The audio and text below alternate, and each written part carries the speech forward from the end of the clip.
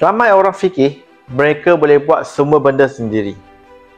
Tak nak bekerjasama leverage, tak nak level dengan orang lain.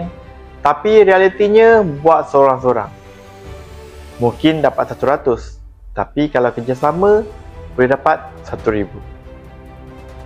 Sebelum tu, sila follow, like dan share video ni supaya dapat manfaat kepada semua, dan tonton video ni sampai habis. Bila perlu bertindak, bila perlu berundur. Ramai yang rasa mereka boleh terus jumpa pelanggan, boleh terus closing, boleh terus bercakap dengan penuh keyakinan. Tapi kalau ilmu tak cukup, kalau teknik tak betul, strategi tak kena, 1 dan 2 kali gagal, kemudian hilang keyakinan.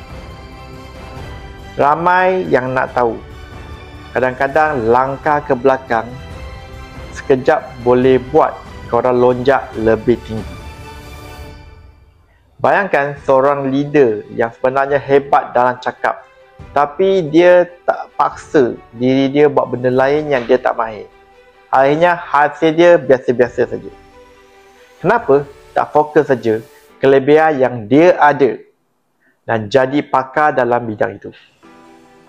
Siapa cakap kalau jadi leader kena buat semua benda yang sama? Ada leader yang power dalam closing, ada yang power dalam banner team, ada yang power buat training. Yang penting mainkan peranan yang paling kuat dalam diri korang. Orang yang berjaya bukan buat semua benda sendiri. Mereka tahu bila nak ke depan dan bila nak ke belakang, bila nak leverage dengan orang lain. Nak strategi yang naik lebih laju dan capai target yang lebih mudah? Cepat komen nak di ruang komen atau pergi profile Dennis. Klik link bio dan join Dennis atau get offer. Masukkan maklumat anda. Dennis akan hubungi anda dengan segera. Let's join Dennis.